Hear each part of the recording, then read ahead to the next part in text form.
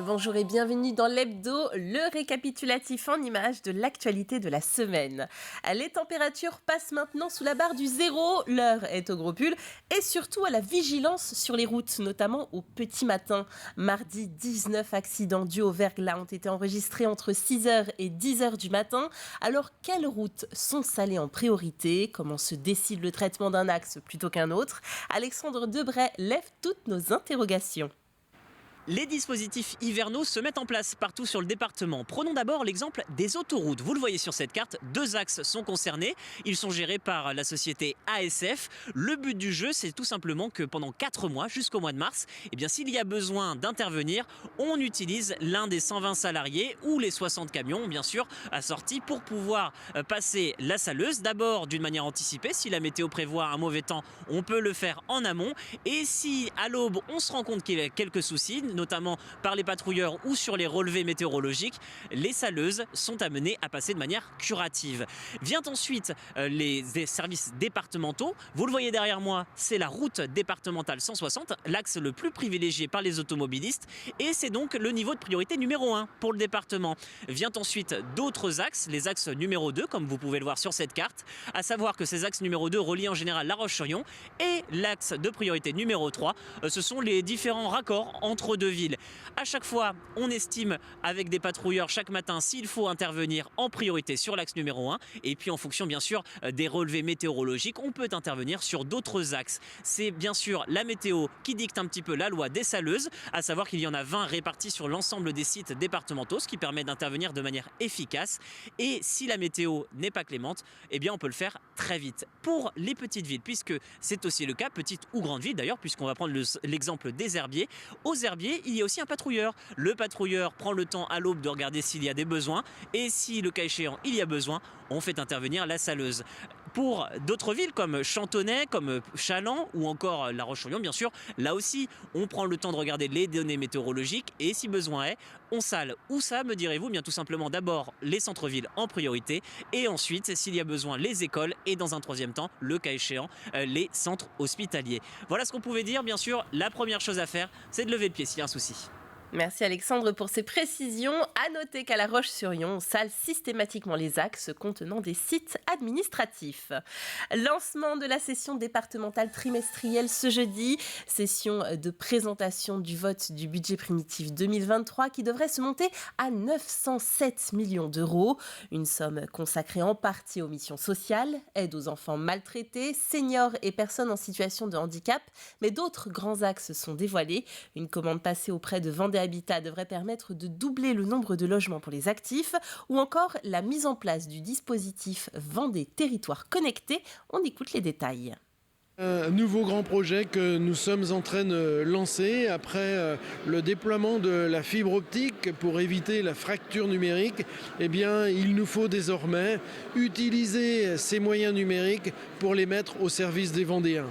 Nous allons, à travers ce projet, avoir une Vendée connectée qui permettra d'assurer des services supplémentaires, plus réactifs, en lien direct avec les besoins des Vendéens. L'association organisatrice de courses nautiques Sable Vendée Course au Large a perdu son ancien président. Annonce faite mardi soir par la ville des Sables d'Olonne. Marc Chopin s'est éteint à l'âge de 55 ans après avoir lutté avec beaucoup de courage contre une longue maladie. Notre cité maritime, notre port et la Vendée perdent l'un de ses acteurs nautiques les plus dynamiques, précise le communiqué. L'association qu'il présidait organisait des courses telles que la 1000 des Sables, les Sables les Açores ou encore la Solo Maître Coq. Marc Chopin était lui-même à la tête de la dernière édition de la Mini Transat. Dans l'actualité de la semaine, à Saint-Jean-de-Mont, un nouveau conseil municipal. Un hémicycle bien plus jeune puisqu'il s'agit des récents élus du conseil municipal des enfants. Une petite vingtaine de conseillers municipaux âgés de 9 à 12 ans qui ont siégé pour la première fois cette semaine à l'hôtel de ville. Une séance d'installation solennelle au cours de laquelle les jeunes Montois ont pu faire connaissance avec leurs aînés et présenter les projets grâce auxquels ils ont été respectivement élus dans leur école. Le reportage de Grégoire de Châtillon. Le moment est solennel, c'est la première fois que le conseil d'enfants se réunit. Une installation à la mairie devant l'ensemble des élus de la commune. Il y a de quoi être intimidé. J'étais stressée. Et toi? Moi aussi. Et toi?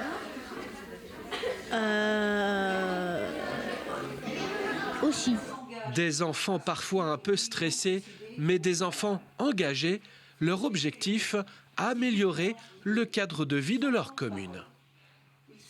Mon idée, c'est qu'il y ait plus d'art à la médiathèque. Pour le sport et le loisir, c'était d'installer un red zone où il y avait des trampolines et un endroit d'escalade. Refuge pour animaux. Refuge pour animaux, pistes cyclables, plus de poubelles de tri sont aussi des idées mises en avant par ces élèves de CM1 et CM2, 18 enfants qui ont, à l'occasion de cette installation de leur conseil, voté pour leur présidente et leur vice-présidente. Ces enfants sont pris au sérieux, ce sont des citoyens à part entière. Il est bien normal qu'ils s'expriment et qu'ils apportent leur pierre à l'édifice. Lorsque nous avions fait le complexe sportif, la réhabilitation du complexe sportif, où nous leur avions fait visiter le chantier, et où nous avaient évoqué l'idée, mais regardez, les patères, dans les vestiaires, elles sont beaucoup trop hautes pour nous. Voilà, ce sont des petits détails, mais qui comptent à leurs yeux et qui montrent que le regard d'un enfant sur la ville a toute son importance. C'est un lieu où ils peuvent également créer des projets, et là on a vu qu'il y avait pas mal de projets autour de l'environnement, autour de la culture, autour du sport. Ce sont souvent des thèmes qui les animent, et on essaie de faire vivre ces projets de manière à montrer à tout le monde que nous sommes à l'écoute des citoyens. 18 jeunes citoyens désormais investis pour un mandat de 2 ans afin de participer à l'avenir de Saint-Jean-de-Mont. Terminus pour le bus de Noël. Du 7 au 26 novembre, il a sillonné les différentes communes de l'agglomération de La Roche-sur-Yon pour collecter des jouets d'occasion. En cette 5e édition, 3500 jouets ont été offerts, soit plus de 20 mètres cubes de dons. Ils ont été remis à 3 associations locales, la Croix-Rouge, Face Vendée et le Secours catholique, qui se chargeront de les distribuer aux familles pour faire le bonheur de nouveaux enfants. CAF et CPAM s'unissent pour simplifier la vie des jeunes parents. Les 2 organismes ont présenté hier tout un panel d'actions pour accompagner les nombreuses démarches administratives ou médicales qui s'imposent dès la grossesse et sur les premières années de vie d'un enfant. Des actions qui ne sont pas forcément nouvelles, mais qui sont plutôt mal connues. Il y a des choses, par exemple, sur la prévention. L'assurance maladie a un espace prévention sur ses pages. Nous, on a côté petite enfance le fait que quand on est parent, qu'on ait des questions, il y a le site Être Parent 85 qui peut répondre à énormément de questions pour les parents. On a aussi les lieux accueil enfants-parents. Seulement 12% des parents vendéens connaissent ces lieux accueil enfants-parents, qui sont pourtant des lieux qui répondent pleinement aux attentes qu'ils expriment, puisque ce sont des lieux anonymes, gratuits, qui sont ouverts y compris parfois le samedi matin, et on en a 11 en Vendée. Donc n'hésitez plus, allez-y avec vos enfants. C'est ce qu'on a envie de dire aux parents. On a surtout voulu développer un partenariat avec la CAF pour simplifier la vie des jeunes parents, leur offrir des supports de communication, des espaces d'échange avec nous uniques et simples pour leur permettre de bien connaître leurs droits, leurs possibilités, afin de simplifier au maximum leur démarche et leur vie dans cette période importante de la vie. Allez, à présent, c'est un potager, initialement créé en 1995 par un passionné de cucurbitacées. Un potager extraordinaire qui a fermé ses portes aux achats il y a 4 ans et qui s'apprête à les rouvrir dans quelques mois à La Roche-sur-Yon. Le site de Beautour sera désormais sa nouvelle adresse. En attendant l'ouverture le 1er juillet prochain, jardinier et paysagiste s'affaire. Simon Philippot fait un point sur l'avancée des travaux. Au cœur du parc de Beautour, tout le monde s'affaire pour terminer le chantier du nouveau potager extraordinaire. Un chantier de 2 ans pour aménager le parc et repenser l'offre faite aux visiteurs. L'un des objectifs, c'était de conserver l'aspect sauvage initial du site. Donc on a intégré nos différents espaces plutôt sur des espaces qui étaient auparavant cultivés en agricole. C'était des champs de maïs quand on est arrivé. Donc plutôt dans cette notion toujours d'essayer de rajouter de la biodiversité plutôt que d'en enlever. Et dans la réflexion de toute l'installation de nos espaces, de l'organisation des réseaux, de l'irrigation, on a toujours essayé d'avoir le souci d'impacter le moins, voire même d'enrichir les zones. Donc que ce soit le traitement des eaux, la gestion des ruissellements avec des noues pour faciliter l'infiltration. Enfin, on a essayé de penser vraiment dans sa globalité le projet. La pédagogie du site a été entièrement retravaillée pour inclure le plus possible les visiteurs. Il y aura une offre pour les tout petits, donc par exemple un livret d'exploration, un petit jeu de piste à faire en famille pour les plus petits visiteurs. Il y aura bien évidemment, comme je disais tout à l'heure, des ateliers participatifs à faire en famille pour s'amuser, pour passer un beau moment en famille. Et il y aura aussi des visites commentées qui vont être à destination des initiés, des débutants et aussi des gens qui s'y connaissent déjà un peu et qui veulent pousser encore plus leurs connaissances au niveau du potager. Pour les professionnels du tourisme en visite sur le chantier, l'installation du potager extraordinaire dans l'agglomération lyonnaise est une excellente nouvelle, permettant d'étoffer l'offre touristique du territoire. Il y a un site de plus qui s'installe, un site qui va proposer un parcours, une immersion, une scénographie. On n'avait pas forcément de site qui proposait ces atouts-là sur le territoire. Donc c'est un réel plus. Je pense que les hébergeurs vont être ravis. On le constate, nous, on a de plus en plus de personnes qui dorment à La Roche-sur-Yon, on a de plus en plus de touristes. Donc effectivement, il va y avoir une véritable attractivité pour le territoire avec l'ouverture du potager. La nouvelle version du potager extraordinaire ouvrira ses portes le 1er juillet 2023 avec comme objectif d'accueillir 60 000 visiteurs contre 25 000 sur l'ancien site installé à la Motte-à-Char. Le mois de décembre, cette période bénie où les bûches de Noël côtoient les galettes des rois. Ces dernières étaient à l'honneur hier pour le traditionnel concours de la meilleure galette de la Fédération de la boulangerie-pâtisserie vendéenne. 122 spécialités étaient mises sur la sellette pour le plus grand bonheur de notre journaliste Alexandre Lenaour. Ici, pas de jaloux, aucune chance de tomber sur la fève, l'essentiel se trouve ailleurs. 122 galettes en compétition dans 4 catégories, la traditionnelle frangipane aux amandes bien sûr, mais aussi la briochée nature ou aux fruits, et même le concours de la galette la plus originale. Toutes jugées sur différents critères, l'esthétique, l'équilibre, la cuisson et le goût, le tout sous l'œil aiguisé des jurys.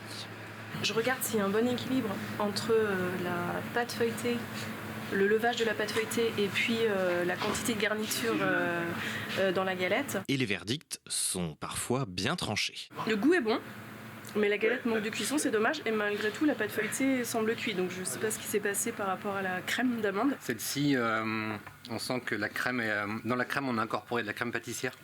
Du coup, on retrouve moins le côté amande et plus le côté crémeux. Moi, personnellement, j'aime moins.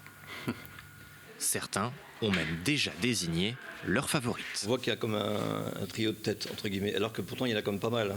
Je viens de corriger 33 galettes briochées, déjà uniquement briochées nature. La boulangerie vendéenne a un bon avenir, entre guillemets, c'est ça. Il y en a vraiment qui sortent du lot et avec des goûts vraiment spécifiques. Et bien prononcé, effectivement, il y a des très très belles choses. Moi, j'aime la vanille, donc du coup, c'est vrai que mon cœur a balancé sur une brioche où c'est vrai que la vanille ressortait bien. Et le concours est très sérieux, avec un véritable enjeu économique. Oui, on va dire que sur nos concours, c'est celui qui a le plus d'enjeux, surtout la galette feuilletée amande. On va dire que sur presque les 15 dernières années, celui qui gagne ce concours en feuilleté amande, il double sa production. L'impact financier peut être énorme. Ça peut facilement être 2000, 3000 galettes de plus dans le mois à fabriquer, quoi. Après de longues délibérations et une égalité de points, c'est finalement la boulangerie Proutot, Anémie, qui remporte la catégorie reine de ce concours pour la 3e année consécutive. Quant à la galette désignée comme la plus originale, il s'agit de l'unique salé du concours, une galette au saumon poché au muscadet, avis aux amateurs. Et cette galette au saumon est une création de la boulangerie Le Puy des Délices aux Épaisses. Du côté des briochées nature, voici le palmarès. Le premier prix revient à l'établissement Grain de Folie de Coex. Et du côté de la briochée aux fruits, c'est la chocolatine de Bouin qui a remporté la médaille d'or.